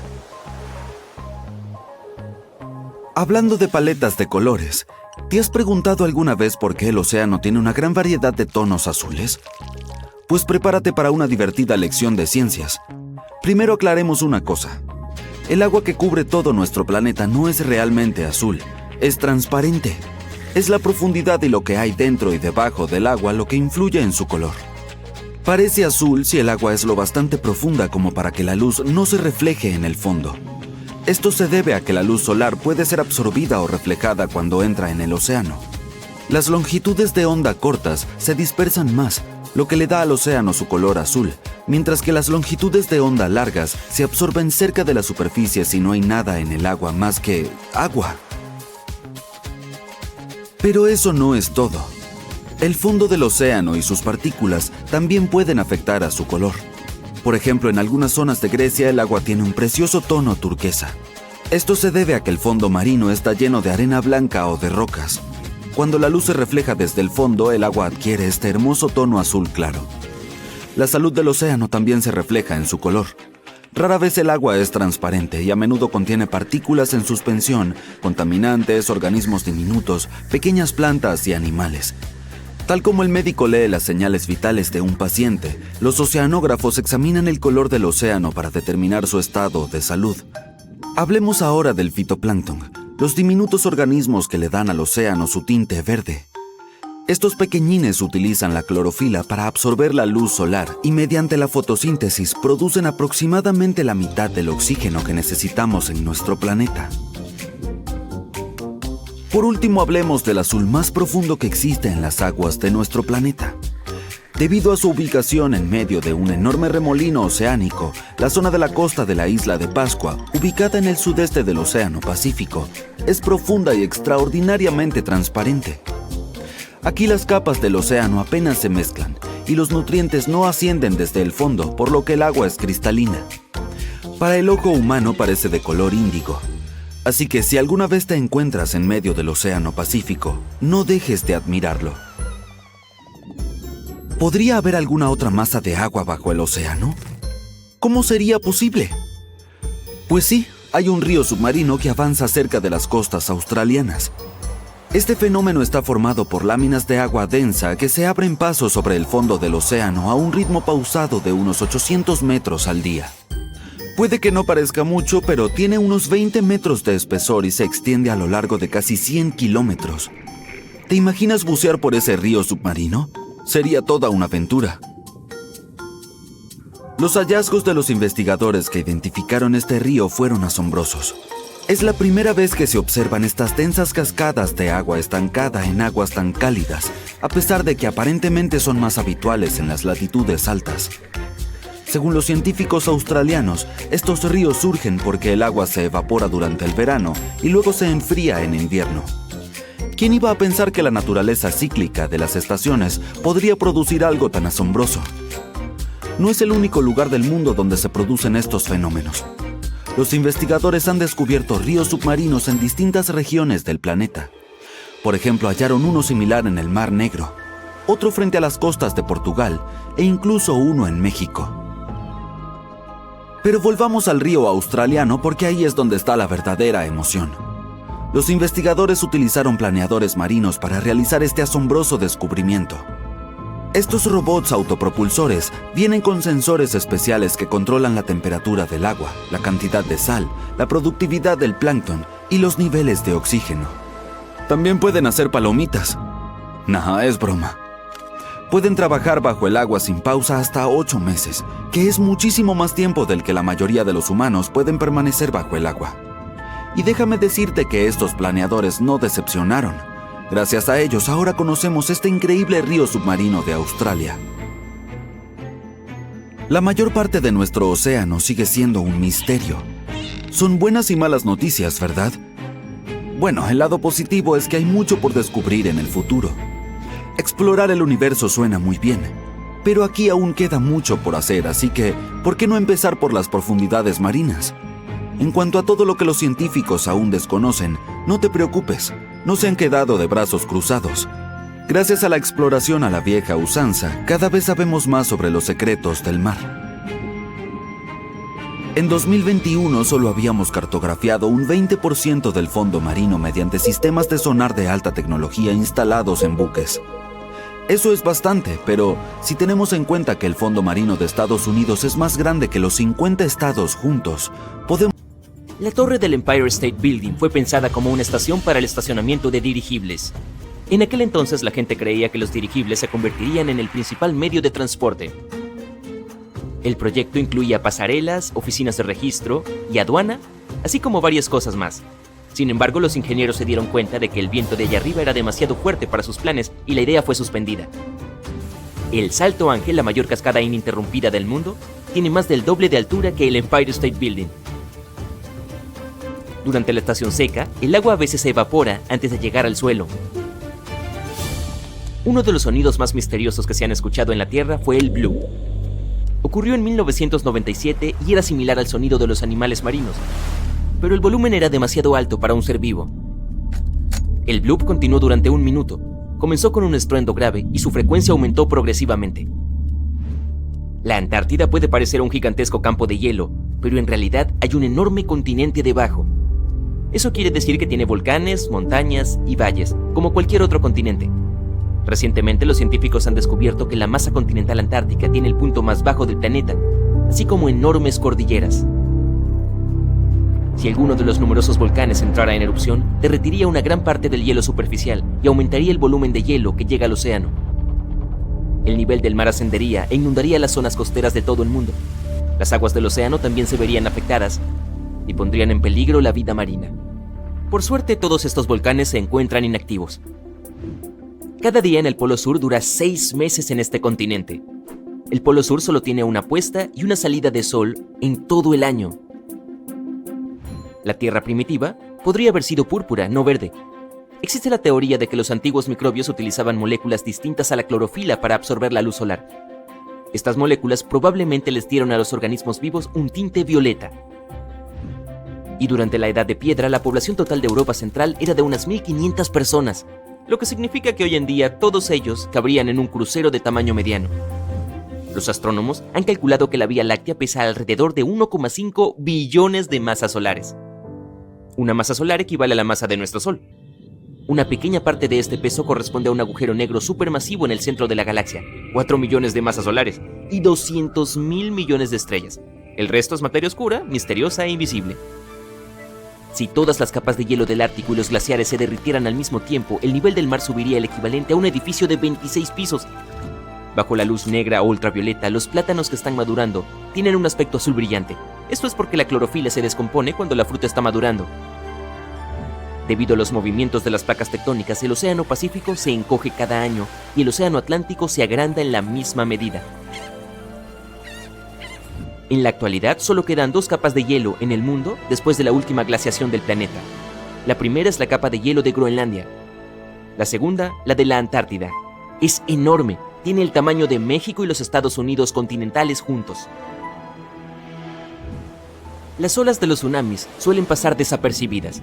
No se elevan más que unos cuantos centímetros por encima de la superficie, hasta que alcanzan aguas poco profundas. Sin embargo, cuando el océano es profundo, pueden viajar tan rápido como un avión de pasajeros de larga distancia. Los corales, que viven en aguas poco profundas, producen su propia protección contra el sol. Sin ella, la luz solar dañaría a las algas que viven en su interior. Para proteger estas algas, que son la principal fuente de alimento de los corales, se vuelven fluorescentes. Este proceso produce proteínas que actúan como protector solar. Casi el 90% de toda la actividad volcánica de la Tierra se produce en los océanos. El Pacífico Sur tiene la mayor concentración de volcanes conocida. Hay un cúmulo que tiene 1.133 conos volcánicos. Todos ellos están activos y encerrados en un área del tamaño del estado de Nueva York. El cañón Semchuk, en medio del mar de Bering, es el mayor cañón submarino jamás descubierto. Hay más tesoros y artefactos en el fondo del océano que en todos los museos del mundo juntos. En 1900, uno de los mayores huracanes impactó cerca de América Central y el Golfo de México. Llegó hasta Florida y Texas y es considerado el huracán más devastador de la historia de los Estados Unidos. Fue detectado por primera vez el 27 de agosto y duró varios días. Cuando llegó a la costa de Texas, la tormenta se había convertido en un huracán de categoría 4. Los huracanes se clasifican en función de la velocidad e intensidad de los vientos mediante una escala llamada Saffir-Simpson. Hay 5 categorías diferentes, del 1 al 5, donde el 1 es el más débil y el 5 el más fuerte. Los habitantes de Galveston tuvieron menos de 4 días para prepararse para la llegada de la tormenta que se extendió hasta Oklahoma y Kansas. El gran huracán se abrió paso hacia las grandes llanuras, giró hacia los grandes lagos, Nueva Inglaterra y llegó al sureste de Canadá. La tormenta fue tan fuerte que más de 3.600 casas resultaron dañadas, a pesar de que eran lo suficientemente resistentes como para soportar la tormenta. Teniendo en cuenta las cifras de la población de aquel entonces, esto equivalía a cientos de miles de casas destruidas, si no a millones. Spotted Lake, Canadá, lo llaman el lugar más mágico de Canadá. En invierno y primavera, es un lago normal y corriente similar a cualquier otro, pero visítalo en verano, cuando el agua comienza a evaporarse. Tendrás la sensación de haber entrado en un mundo diferente. Un paisaje de lunares azules, verdes y amarillos. Durante el verano hay más de 300 piscinas allí, y su aspecto es mágico. A lo largo de los siglos, las personas creían que cada una de ellas tenía diferentes propiedades curativas. La explicación de los llamativos colores es pura ciencia. Cada una de ellas tiene una alta concentración de diferentes minerales. Vivimos dentro del Sol. Su atmósfera se extiende mucho más allá de su superficie visible, y si bien la Tierra está a 150 millones de kilómetros de la estrella, sigue estando al alcance de la atmósfera solar. Las auroras se producen cuando las partículas cargadas provenientes del Sol son atrapadas por el campo magnético de la Tierra y chocan con la atmósfera superior cerca de los polos. Nuestro planeta está reduciendo la velocidad de su rotación gradualmente. Ocurre a un ritmo relajado de 17 milisegundos por cada 100 años. Por eso, nuestros días son cada vez más largos. Sin embargo, habrá que esperar 140 millones de años para que el día en la Tierra dure 25 horas. El continente más meridional de la Tierra, la Antártida, es solo el 5º más grande, pero contiene casi el 70% del agua dulce del planeta y el 90% del hielo mundial. Además, es considerada un desierto. Muchas rocas de la Tierra tienen un origen marciano. Los científicos analizaron el contenido químico de algunos meteoritos hallados en el desierto del Sahara, la Antártida y otros lugares. Descubrieron que estas rocas habían llegado desde el planeta rojo. Y el mayor castillo de arena del mundo se encuentra en Dinamarca. Los 30 escultores que lo crearon usaron más de 5.000 toneladas de arena. Para hacerlo más duradero, añadieron un 10% de arcilla y una capa de pegamento. Lo construyeron para que resistiera los largos y tormentosos inviernos. Algunos fotones que no se absorben son reemitidos, y su longitud de onda determina el color que vemos. Cuando se expone la materia a la luz solar, o a fotones de mayor energía, sus cromóforos pueden dañarse, por lo que no podrán emitir fotones de determinadas longitudes de onda. Los materiales rojos son los que más se decoloran con la luz solar. Sus cromóforos emiten luz roja, por lo que absorben los fotones del resto de las longitudes de onda. Entre 60 y 100 toneladas de polvo espacial descienden a la superficie de nuestro planeta cada día. Estas diminutas partículas cósmicas son liberadas principalmente por cometas que suelen estar hechos de polvo y hielo. Cuando el Sol transforma este hielo en vapor, el polvo restante desciende a la Tierra. ¡Cielos! ¡Cuánta agua! En 2016, unos científicos decidieron visitar la región más extensa del Océano Atlántico, entre África y América del Sur. Es un lugar solitario. Pasaron días sin ver un solo avión o un barco. Su única compañía eran los delfines y las ballenas que nadaban por ahí. Estaban en medio de la nada. ¿Por qué? Habían viajado a uno de los puntos geológicos más importantes de la Tierra, la dorsal mesoatlántica, el lugar donde se encuentran dos placas tectónicas monstruosas. Las placas tectónicas son piezas enormes de rompecabezas que se mueven constantemente. Por más que nosotros no lo sintamos, forman la corteza terrestre y en este caso entran en contacto debajo del Océano Atlántico. Los científicos permanecieron sobre la dorsal y enviaron instrumentos que detectan olas, terremotos y otras vibraciones. Un año después regresaron para buscar los resultados. Al principio el objetivo era aprender más sobre la historia de las dos placas, pero los instrumentos recolectaron muchos más datos de los que esperaban. Eso les permitió descubrir varias cosas sobre el futuro. Hacia el fondo hay otra capa de roca líquida extremadamente caliente que asciende en todo momento, lo que empuja a las placas tectónicas y las lleva a distanciarse. Eso quiere decir que el Océano Atlántico está expandiéndose unos 5 centímetros cada año y alejando a Europa y África de América. Al mismo tiempo, su vecino más grande, el Océano Pacífico, está encogiéndose. En este momento es el océano más grande, representa cerca del 30% de la superficie de la Tierra. Su profundidad promedio es de 4.000 metros y es el hogar de la famosa Fosa de las Marianas, el punto más profundo del océano. Y sí, está encogiéndose cerca de medio kilómetro cuadrado cada año. Algunos científicos opinan que dentro de millones y millones de años el Océano Pacífico podría desaparecer por completo. Se cree que es en este océano donde tienen lugar la mayoría de los terremotos. Como si fuera poco, es hogar de varios volcanes. Todo eso provoca muchos temblores. Las placas se mueven y las viejas partes de corteza terrestre se destruyen. El suelo oceánico no puede crecer lo suficientemente rápido como para reemplazarlas. Eso significa que el futuro depara cambios importantes. Unos cuantos centímetros no importan demasiado, pero después de unos cientos de millones de años, probablemente habrá un nuevo supercontinente en la Tierra. Australia se dirige lentamente hacia el norte. Con el tiempo podría chocar con Corea, Japón y el este de China. África también está moviéndose. En 50 millones de años se encontrará con el sur de Europa. Como todo esto sucede muy despacio, tuve la oportunidad de pensar algunos escenarios futuros. Bueno, yo no, un grupo de científicos superinteligentes con computadoras aún más inteligentes. El primer escenario, una masa monstruosa de tierra llamada Novopangea. América se estrellaría con la Antártida y se unirían y se dirigirían hacia África. Lo más probable es que para entonces África ya se haya unido a Europa y Asia. ¿No está mal? Al menos podrías ahorrarte los boletos de avión. Pero la mayoría de las personas tendrían que hacer viajes larguísimos para llegar a una playa. El segundo escenario es Última. ¿Por qué siento que todos estos supercontinentes suenan como nombres de automóviles? Como sea, en este caso el Atlántico dejaría de ensancharse. De hecho, pasaría a encogerse. Este nuevo continente fabuloso estaría rodeado por el Océano Pacífico. Tercer escenario, Áurica. Tanto el Océano Pacífico como el Atlántico se encogerían hasta desaparecer o transformarse en pequeños lagos. La vida en los dos desaparecería y en su lugar se formaría un nuevo océano para reemplazarlos. ¿Y el nuevo supercontinente hipotético? Tendría a Oceanía como centro. América y el este de Asia se encontrarían en extremos opuestos del pequeño estanque que solía ser el Pacífico. El resto del planeta sería un superocéano enorme e inexplorado, habitado por... ¿quién sabe? Yo no estaré para averiguarlo. Número 4. Amasya. Otra vez con nombres de autos. Aquí predicen que África, Oceanía y los demás continentes, con excepción de la Antártica, comenzarán a moverse hacia el norte. Lo siento, Antártica, incluso la Tierra se olvida de ti. Mejor suerte para la próxima. Dentro de muchos años sería posible emprender un viaje en automóvil a lo largo de todos los continentes, conducir a través de la frontera entre África y América del Sur o llegar a Australia sin tener que tomar el vuelo más largo de tu vida. Pero tendremos que esperar mucho para eso.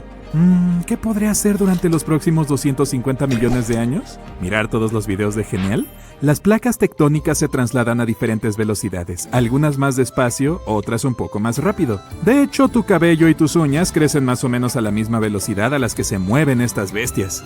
Imaginemos cómo sería el mundo si viviéramos en uno de estos supercontinentes.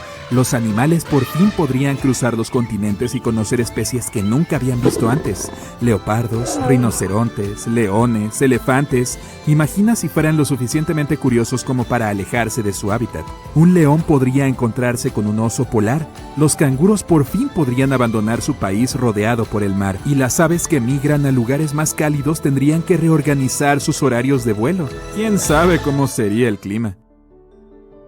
Jugar con el rompecabezas continental no es algo nuevo. ¿Nuestro planeta no siempre fue así? Hace 300 millones de años no había 6 continentes, solo existía un supercontinente llamado Pangea.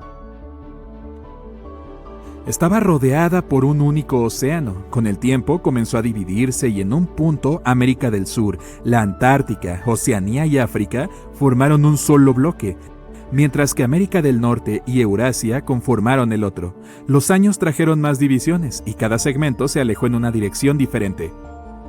Los científicos han descubierto muchos fósiles de plantas y animales similares, separados por enormes océanos. Es más, si miras un mapa podrás ver que África y América del Sur parecen dos piezas de rompecabezas gigantes que encajan a la perfección. Cuando observas todos los mares y océanos en un mapa, pareciera que cada uno fluye hacia otro, como si fueran un gran océano y las personas le hubieran puesto un nombre a cada parte. No pensarías eso si viajaras al lugar donde convergen. El Atlántico y el Pacífico tienen una frontera marcada. Parece un muro invisible que separa dos mundos completamente diferentes. Puedes distinguir sin problemas dos aguas de colores diferentes que no se mezclan. Por supuesto, no hay muros ni fronteras físicas reales, pero el agua no siempre es la misma. El Pacífico y el Atlántico tienen diferentes densidades, cantidades de sal y temperaturas, entre otras cosas. Las fronteras que separan estos cuerpos de agua se conocen como haloclinas oceánicas. La línea divisoria que ves entre ambos océanos es principalmente el producto de diferentes niveles de sal. Así es como se ven las capas de agua con diferentes salinidades. Es como si estuvieran separadas con film transparente, cada una con un color distinto, ya que hay cosas diferentes creciendo en cada una. Para ver un límite claro, un mar u océano tiene que ser mucho más salado que el otro. ¿Quieres experimentar y usar toda la sal de tu casa? Coloca sales de baño coloridas o sal de grano en un tazón de vidrio. Después agrega agua potable encima. ¡Voilá! El Océano Pacífico es el menos salado de los dos, ya que hay muchos más ríos que desembocan en él. Los líquidos densos son más pesados y por lo tanto se hunden. Pero entonces, ¿por qué la frontera entre el Pacífico y el Atlántico es una línea vertical y no una horizontal? En primer lugar, la diferencia de densidades entre estas dos bestias saladas podría ser la suficiente como para evitar que se mezclen, pero no alcanza para enviar una por debajo de la otra. Hay una razón más, y tiene que ver con la rotación de la Tierra. Supongamos que estás volando de Chile a Nueva Inglaterra. Si vuelas en línea recta hacia el norte, para cuando llegues la Tierra habrá girado un poco, así que te encontrarás lejos de tu destino. Para llegar al lugar correcto, el piloto debe volar formando una pequeña curva. Esa es parcialmente la misma razón por la que las corrientes se mueven en diferentes direcciones. Las corrientes de los océanos Atlántico y Pacífico tienen sentidos opuestos, así que, por más que las dos sean agua, no se mezclan en la frontera. ¿Confundido? Sí, yo también. Recientemente se ha convertido en un lugar popular para muchos turistas que buscan el sitio perfecto para alejarse de todo. Si tienes suerte, tal vez encuentres aquí un maravilloso día soleado, pero lo más probable es que termines teniendo muchos días de niebla. Seamos honestos, también tienen un atractivo especial. Esta encantadora isla con forma de sonrisa se llama Isla Sable. Se encuentra a 305 kilómetros de la parte continental de Nueva Escocia. No fue accesible al público en general hasta 2013, que fue cuando se agregó a la lista de parques nacionales de Canadá. Puedes llegar aquí en avión o barco, pero de todos modos, ¿qué tiene de encantador este lugar? Debe haber algo, ya que el número de turistas crece cada año. En primer lugar, aquí hay una cantidad espectacular de caballos salvajes. Hay entre 200 y 500 caballos deambulando libremente por toda la isla. También hay una gran población de focas grises. Además, es el único lugar de cría de una rara especie de ave llamada gorrión de Ipswich. Si ya estás considerando viajar aquí, hay algunas cosas que debes saber primero. ¿Recuerdas esa niebla que mencioné antes? Bueno, resulta que este es el lugar con más niebla de las islas marítimas canadienses. Hablo de 127 días de niebla cada año en promedio. Durante esos días, la Isla Sable literalmente desaparece bajo una espesa capa de niebla. Tampoco podrás explorar el lugar por tu cuenta. Las normas locales establecen que los visitantes deben viajar en grupo y también deben mantener una distancia de 60 metros de la vida silvestre. Tan encantador como puede ser este lugar, guarda un oscuro secreto escondido debajo de las dunas de arena, y no tiene nada que ver con las hermosas criaturas que viven aquí o con la vegetación única de la isla. Además de ser conocida por sus caballos y focas, la Isla Sable es famosa por una abrumadora cantidad de naufragios. A lo largo de los años, alrededor de 350 barcos se han hundido aquí, en estos bancos de arena.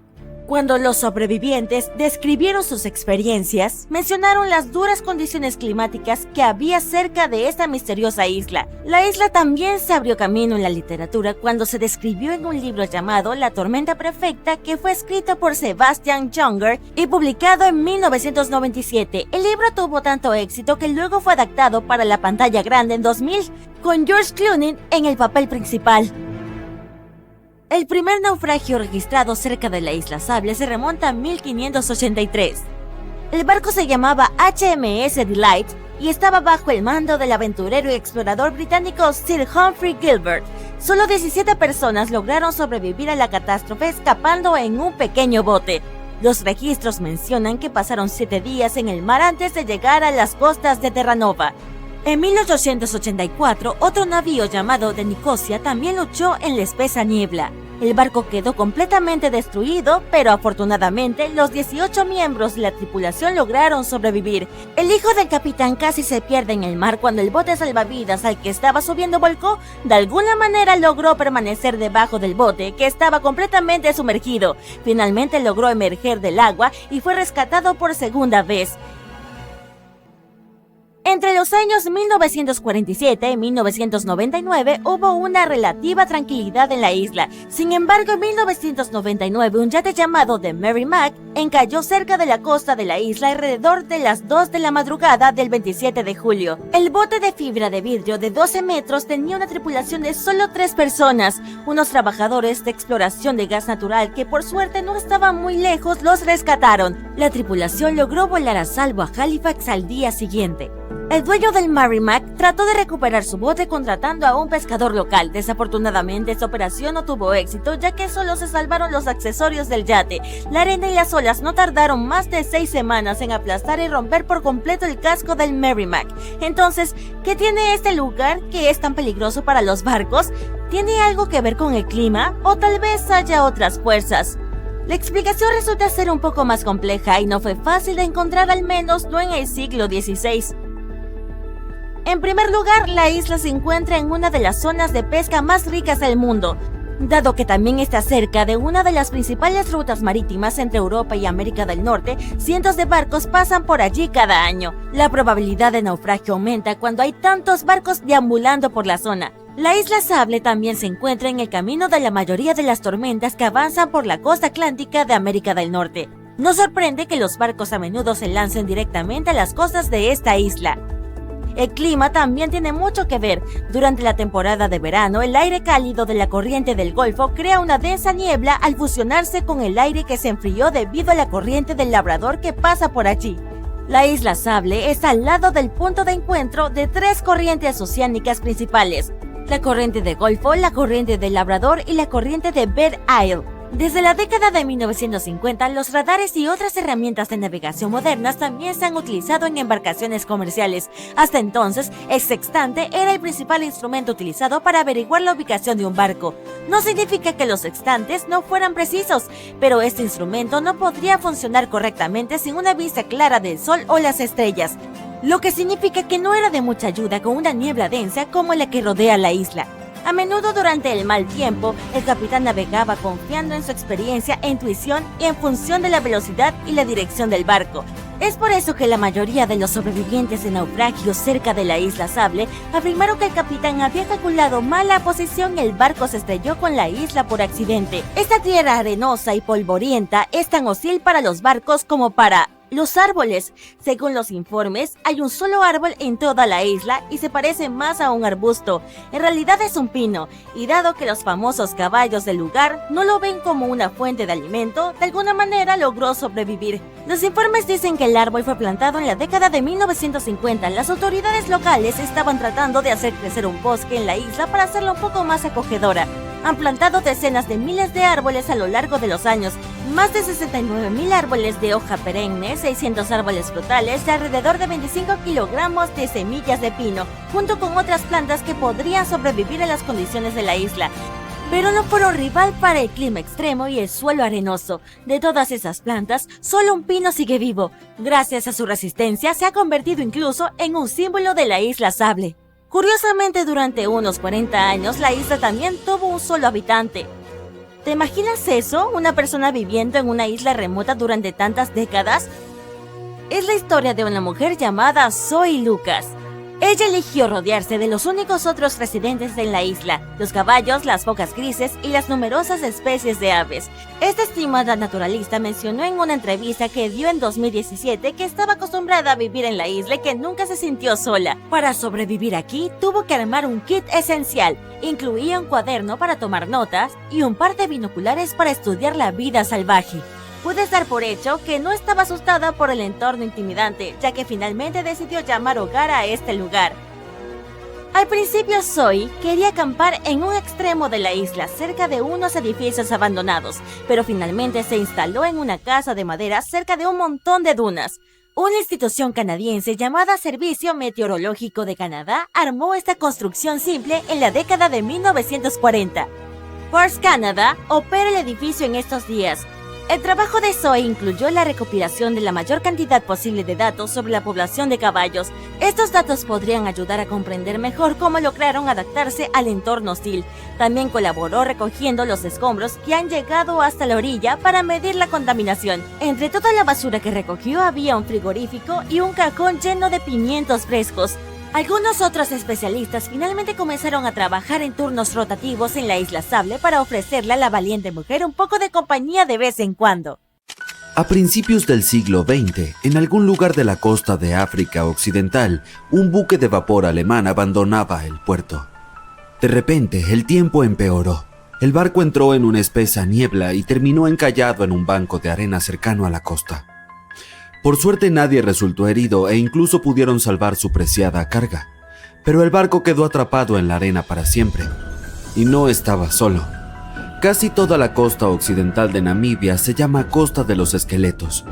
Si el nombre suena aterrador, es porque lo es. Esta línea de playa de 1570 kilómetros de largo es uno de los lugares más peligrosos de la Tierra. Las tribus bosquimanas creen que su deidad suprema hizo esta tierra cuando estaba enfadada. Los portugueses fueron los primeros europeos que pisaron Namibia en el siglo XV, y por supuesto tampoco les gustó la Costa de los Esqueletos. Los exploradores portugueses pensaban que en esta tierra estaban las puertas del inframundo. Aquí es donde el desierto del Namib se encuentra con el océano Atlántico. Puede que sea peligroso, pero también es precioso, y además está declarado Patrimonio de la Humanidad por la UNESCO. Si la Costa de los Esqueletos tuviera un director de relaciones públicas, renunciaría al cargo el primer día de trabajo. La zona no es precisamente apta para turistas, debido a su geografía y su historia. Bajo la arena y las olas hay una corriente marina secreta que acecha a los navegantes desprevenidos. Se llama Corriente de Benguela. Fluye a lo largo de la costa de África. Esta parte del Atlántico es rica en vida marina, pero en la costa el ambiente es bastante poco amigable. El desierto del Namib tiene un clima muy árido y es una de las regiones más secas de la Tierra. Y esa vida marina que acabo de mencionar son tiburones, 11 especies para ser exactos. Y sí, incluso el gran tiburón blanco aparece de vez en cuando. Hasta ahora tenemos un paisaje desértico, fuertes corrientes y tiburones. Definitivamente no es un lugar para pasar un día de picnic junto a la playa. Pero si alguien llega a la Costa de los Esqueletos, ¿se dará cuenta de que está en peligro? No te preocupes, lo sabrá. La playa está plagada de naufragios de todos los tamaños y formas. ¿Recuerdas el barco alemán que mencioné al principio? Su enorme y oxidada popa sobresale en la arena del desierto. Hay unos 500 naufragios en total esparcidos por la costa. Desde galeones portugueses con siglos de antigüedad hasta barcos que llegaron aquí en el siglo XXI. Un pesquero llamado Seila India se soltó de su cable de remolque en 2008 y terminó en la Costa de los Esqueletos. Bueno, no se escapó solo, tuvo algo de ayuda de los elementos. Pero es mejor ser una atracción turística en una playa que terminar destrozado y convertirse en chatarra. Allí es a donde el remolque se dirigía en realidad. Pobrecito. El habitante más famoso de la Costa de los Esqueletos es el Dundee Star. Este carguero británico encalló aquí en 1942. La enorme operación de rescate que siguió revela por qué esta zona es tan peligrosa para los marineros. Los rescatistas consiguieron salvar a toda la tripulación y a los pasajeros, pero a un alto precio. En el proceso se perdieron un avión y un remolcador. El último de los rescatistas tardó 2 meses en regresar a Ciudad del Cabo, Sudáfrica. ¿Por qué? Un vistazo al mapa de la región revela la razón. Existe un interminable mar amarillo, la arena. Aquí hay muy pocas carreteras, así que es difícil llegar a la Costa de los Esqueletos por tierra. También hay obstáculos legales. Se necesita un permiso especial para transitar por esta zona. Pero los esqueletos del nombre no solo se refieren a barcos, también representan huesos de animales. La mayoría pertenecían a ballenas y focas. Muchos animales se han adaptado a este hábitat, así que leones y hienas recorren las costas en busca de comida. Bueno, ahora también tenemos leones hambrientos, como si los tiburones no fueran suficientes. Otros animales con residencia temporal en la Costa de los Esqueletos son elefantes, guepardos, leopardos y jirafas. En 1971 las autoridades namibias crearon aquí un parque nacional. Pero salvo por los surfistas que buscan un subidón de adrenalina, no recibe muchos visitantes. Se entiende por qué. El desierto del Namib es el más antiguo del mundo y tampoco es muy turístico. Quienes viajen a la región deben llevar protector solar y una chaqueta de invierno. Una combinación extraña, ¿verdad? Bueno, no tanto si se piensa que durante el día las temperaturas se disparan por encima de los 45 grados centígrados. Por la noche, la temperatura del aire desciende por debajo del punto de congelación, es decir, 0 grados. Menuda montaña rusa climática. Y ese no es el peligro final. Sí, hay más. ¿Recuerdas cómo se perdió aquel barco alemán en la espesa niebla? No fue un hecho aislado. Debido al clima de la región, la niebla aparece con frecuencia. Los marineros deberían taparse los oídos, pero esta niebla es buena para la fauna. Es su única fuente de agua en el desierto del Namib. Los reptiles y mamíferos se han adaptado a este duro clima y utilizan la menor cantidad de agua posible.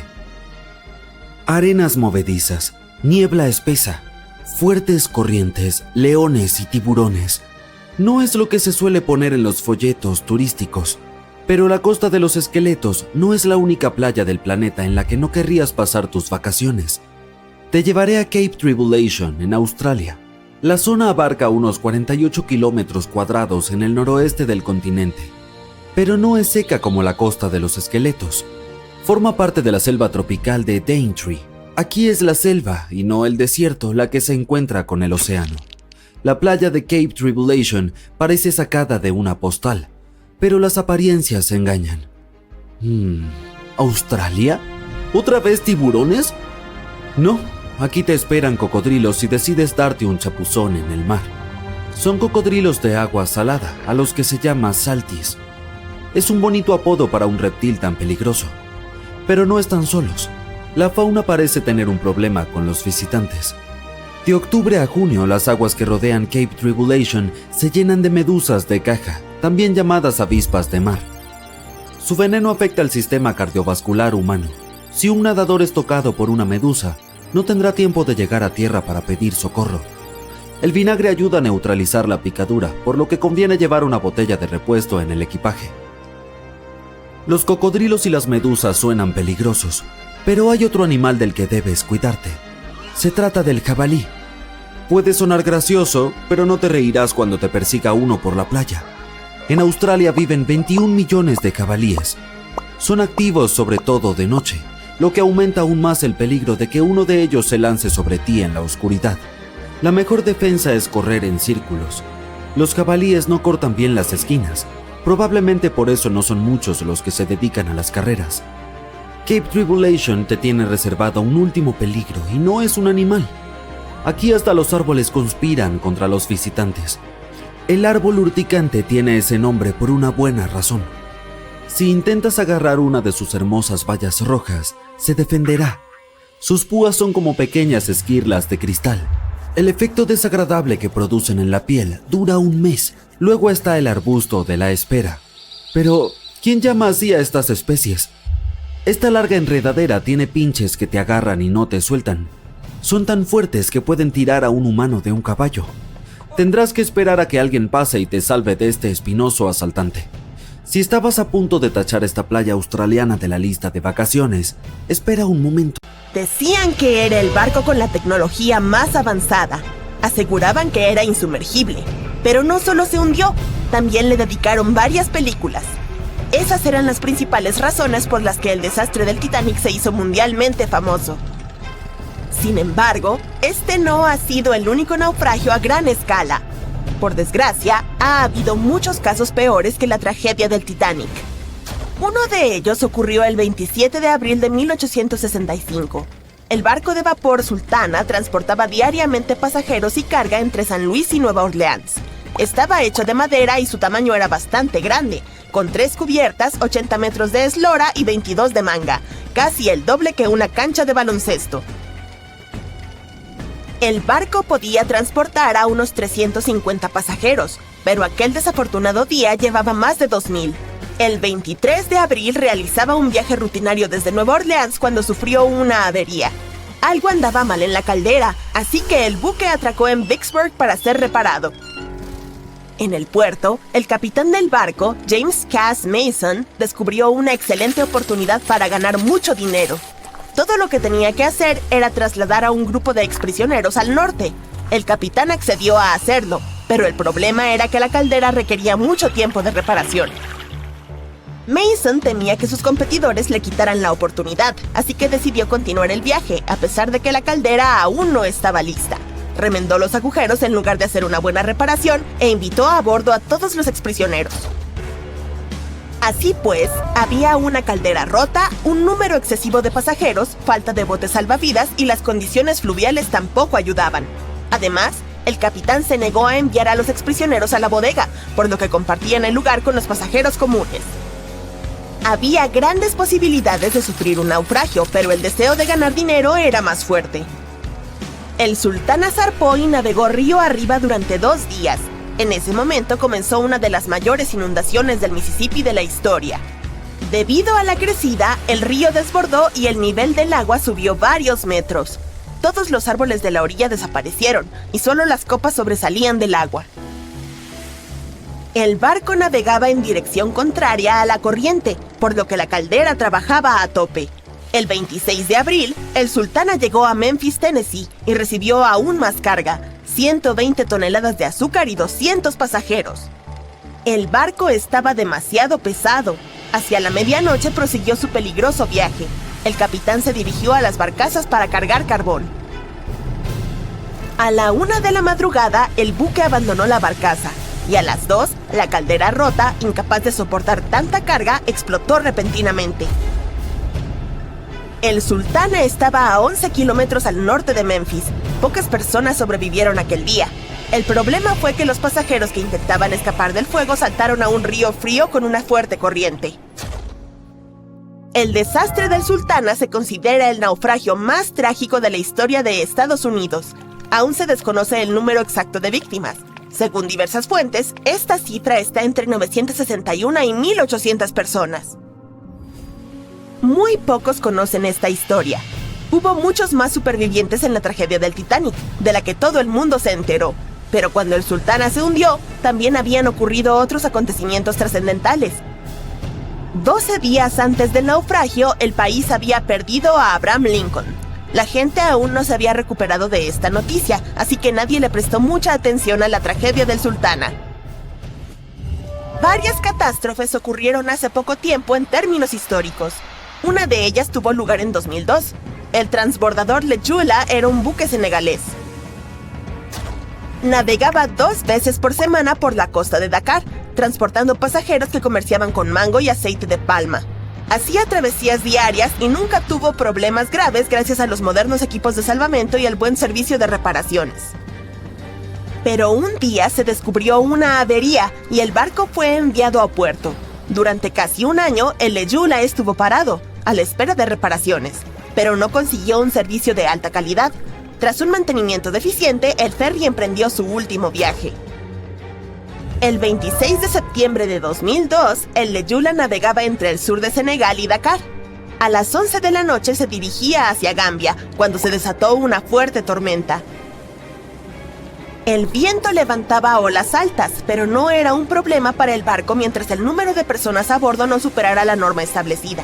El Le Jula podía transportar unos 500 pasajeros, pero ese día había mucha más gente.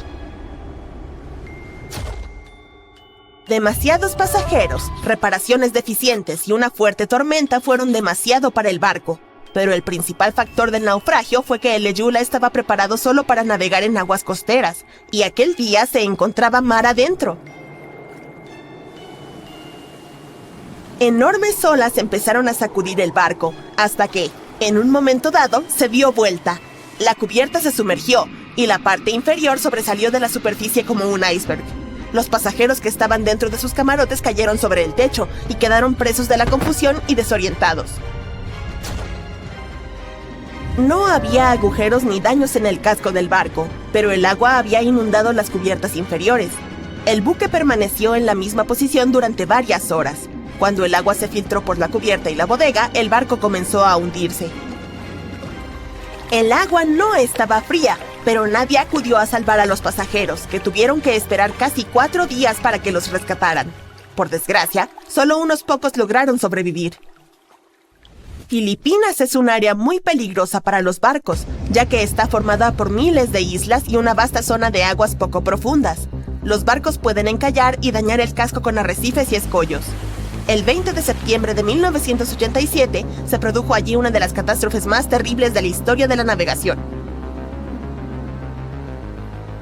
Un transbordador de pasajeros filipino llamado Doña Paz salió de una de las islas y navegó hacia Manila. El sol brillaba, el océano estaba en calma y la visibilidad era buena. Pero por alguna razón, nadie se dio cuenta de que el petrolero Vector se estaba acercando.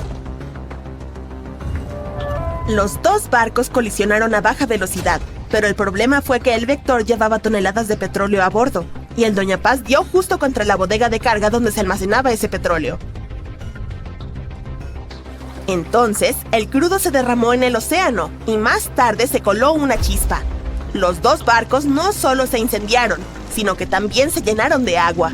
Ambos se hundieron en cuestión de segundos, y solo unas pocas docenas de personas sobrevivieron a aquel desastre. El 27 de septiembre de 1854, el buque de pasajeros Arctic navegaba de Liverpool a Nueva York. La niebla se hizo espesa y la visibilidad empeoró notablemente. Entre la espesa bruma blanca apareció otro barco. el vapor francés Vesta. Los buques estaban tan cerca que la colisión se hizo inevitable. El capitán del Arctic pensó que la peor parte se la llevaría el barco francés, dado que era más pequeño. Sin embargo, fue el suyo el que se inundó casi de inmediato. El capitán dio la orden de navegar hacia la costa lo más rápido posible, pero los motores dejaron de funcionar a causa de la inundación. Entonces, la tripulación empezó a bajar botes salvavidas con mujeres y niños. Aún así, cuando se logró rescatar a las personas de los botes, resultó que solo habían sobrevivido 87 de las 400 que estaban a bordo, 65 miembros de la tripulación y 22 pasajeros. Lo llamativo fue que solo había hombres adultos. El capitán del barco sobrevivió aferrándose a los restos. Todos los periódicos escribieron sobre esta tragedia y la consideraron una de las más terribles y vergonzosas de la historia de la navegación. Se criticó a los supervivientes porque no habían salvado a las mujeres y a los niños, y se acusó a los miembros de la tripulación de violar la ley, ya que la seguridad de los pasajeros era la prioridad. De todas maneras, ninguno de ellos cargó con la responsabilidad del desastre. Desgraciadamente, todavía se producen naufragios, pero por suerte hay muchos menos que antes gracias a los modernos sistemas de navegación y a los radares. Sin embargo, ninguna tecnología puede garantizar que no haya una gran tormenta o cualquier otra emergencia imprevista.